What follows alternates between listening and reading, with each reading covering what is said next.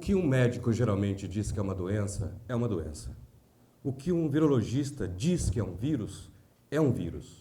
O que um epidemiologista diz que é uma pandemia ou uma epidemia é uma pandemia ou uma epidemia. Mas e quem tem autoridade para falar sobre o futuro? O tema dessa conversa aqui é justamente a invenção do futuro.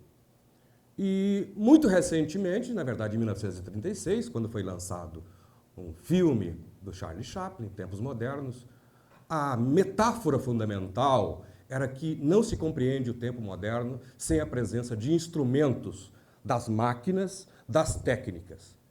Mas o Charlie Chaplin é apenas parte da história. Quem inventa a noção de futuro é um sujeito chamado Agostinho. Portanto, a noção de presente, passado e futuro inexistia entre os gregos.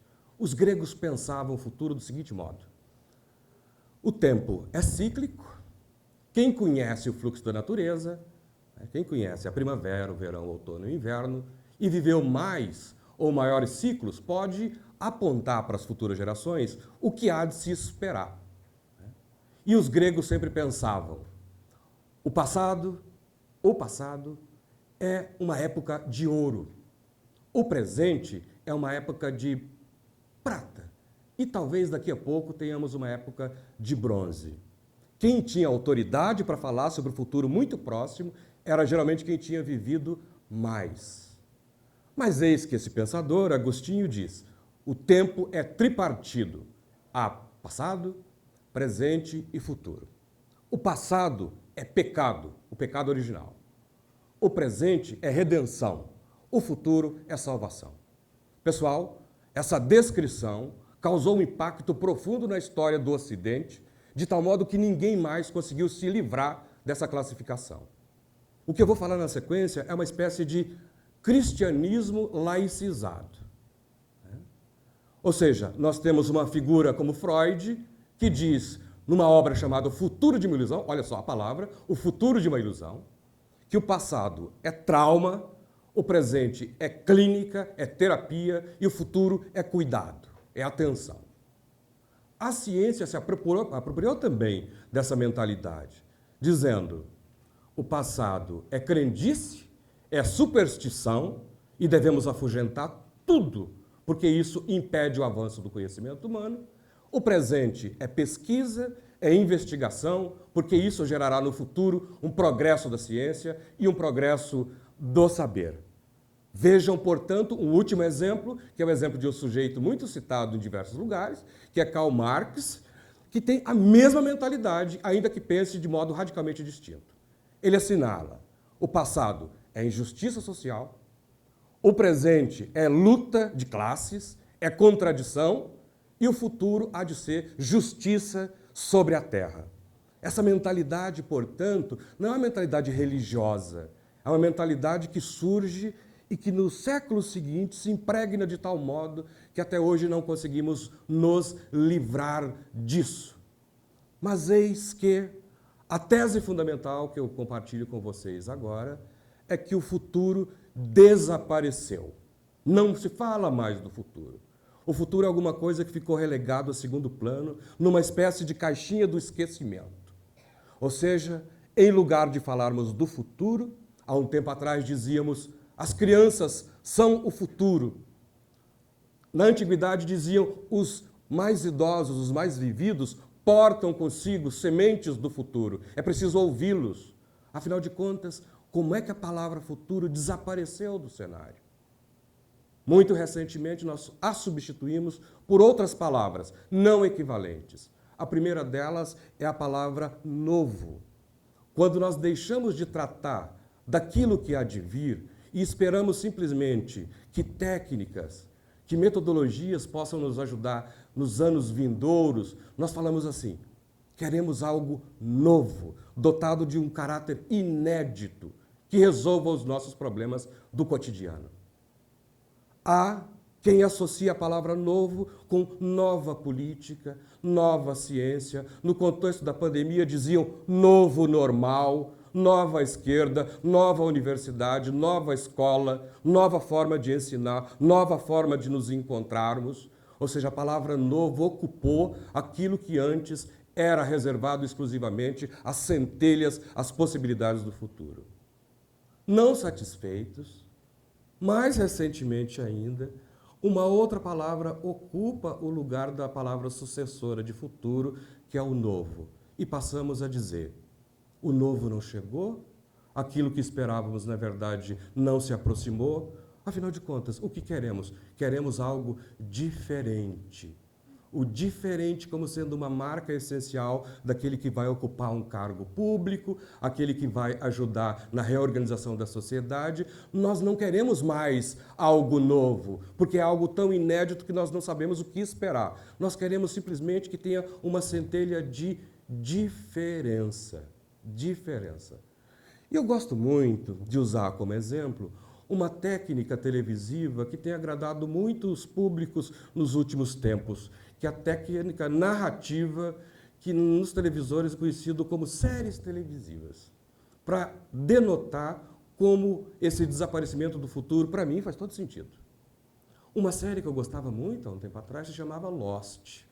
Ou seja, não se sabia de onde os personagens tinham vindo, não sabia para onde iam, sabíamos tão somente que elas estavam localizadas numa ilha e tudo se transcorreria ali. Não existe perspectiva do passado, não existe memória e não existe possibilidade de sair da ilha, portanto, o futuro desapareceu. E ao final da série, aquela angústia tremenda, porque nós não rastreávamos as possibilidades de futuro, mas não só. A técnica narrativa das séries coloca tudo num ambiente propício onde o futuro e o passado desaparecem. Um segundo exemplo, muito visto, é uma série chamada Dr. House. Todo dia, todo cotidiano, ele repete a minha mesma experiência de sair do seu lar, de ir para o hospital, se defrontar com os problemas, procurar resolvê-lo da forma técnica mais apropriada e não sabemos absolutamente nada da vida privada de Dr. House. Uma série semelhante, ER, descreve o mesmo cenário. E aqueles que depois de mais de 20 anos acompanharam a série Os Simpsons, perceberam também que as personagens não envelheceram. Quando aparece qualquer perspectiva de passado e do futuro, nós nos espantamos porque simplesmente queremos ver o cotidiano. Como é que as coisas se repetem e como é que, de repente, em meio àquele episódio, surge alguma coisa não mais nova, mais diferente. Se Charlie Chaplin, em tempos modernos, descreve a técnica como a essência dos tempos modernos, quais seriam aquelas palavras que denotariam e quem seriam as pessoas responsáveis por trazer o futuro, por portar o futuro? O primeiro sinal é que o futuro já não é mais reservado a indivíduos. Não é mais reservado a indivíduos. O futuro é reservado às coletividades. Só existe futuro se houver convivência e se houver encontro. Depois dos anos terríveis da pandemia, quando não podíamos mais nos encontrar, quando imaginávamos que qualquer contato com familiares impedia que o futuro surgisse, a ideia de convivência, para mim, faz todo sentido. Afinal de contas, de que forma podemos conviver e trazer o futuro? Assinalo desde já que o futuro não é uma construção, o futuro não é o desenvolvimento do presente, não é uma extensão da atualidade, o futuro é algo radicalmente distinto. E só por intermédio da convivência que ele é possível. Não existe, portanto, mais uma classe sábia dos idosos que, ao dizer revela a aletheia ou a verdade para os gregos, existe sim a possibilidade de que nós possamos imaginar e falar sobre o futuro. Se na antiguidade a palavra Deus era a palavra central e se retirarmos essa palavra, a antiguidade perde sentido, se no período medieval se tirarmos a palavra Deus, tudo perde sentido, não conseguimos compreender como é que era a vida das pessoas lá. Na atualidade, se retirarmos a palavra mercado ou dinheiro, parece que tudo perde sentido. Afinal de contas, quais seriam as palavras que poderíamos usar para nominar as possibilidades do porvir? Há um autor que eu gosto muito, muito mesmo. Ele é muito conhecido por intermédio de um livro que virou filme. O nome dele é Ray Bradbury. Escreveu Fahrenheit 451. Virou filme depois. Todo mundo conhece. É a temperatura na qual os livros pegam fogo. Ele escreve um conto em 1948, dizendo como será o parto nos anos 2000.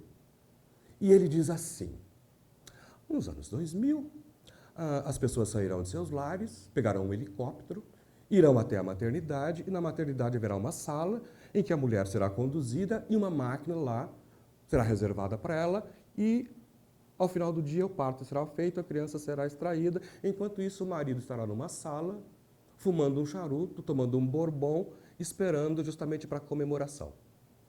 A imaginação do Bradbury sobre o futuro pensa sempre em termos técnicos e em termos tecnológicos. Ele jamais imaginava que seria impossível fumar numa sala de aula. Ele jamais imaginava que era impossível fumar numa sala de parto enquanto espera-se o filho.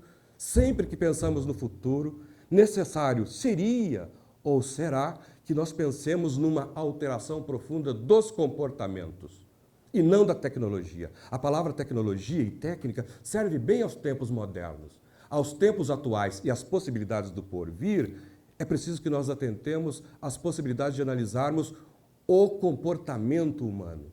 Em termos éticos, isso tem muito valor, é dotado de uma sensibilidade tal que a metáfora que eu consigo visualizar, já para finalizar, é justamente a metáfora de um deus grego chamado Proteu. Proteu vive numa ilha próximo do Egito, e todas as vezes que as pessoas chegam na ilha procurando um conselho, procurando uma admoestação, procurando uma interação, o deus Proteu se metamorfoseia. Não é uma mudança qualquer, ele muda, ele transforma de natureza, daí a palavra metamorfose, como se fosse a metamorfose do Kafka, uma transformação radical da própria identidade. O Proteu se metamorfoseia em árvore, em rio, em planta e em pássaro, porque ele rejeita o contato. Ele acredita que o contato há de mudá-lo radicalmente, que ele deixará de ser quem ele é. Se formos falar em futuro, pensando em termos psicológicos individuais, é impossível. Eu assinalo aqui, só existe possibilidade do futuro na interação, na aproximação, sabendo desde já que não sairemos imunes. Qual seria o grupo? Quais seriam as pessoas que teriam autoridade? Melhor dizendo, quais as pessoas que na interação poderiam criar, inventar uma palavra sobre o futuro? Agradeço muitíssimo a paciência de vocês e reitero, não há idade, não há tempo da vida específica para que as pessoas possam falar de futuro. Qualquer pessoa, em qualquer canto, pode falar do futuro. Reitero que essa é uma mentalidade que deriva do século V, da era cristã, e até os dias atuais ela é dotada de vitalidade. Muito grato, muito grato.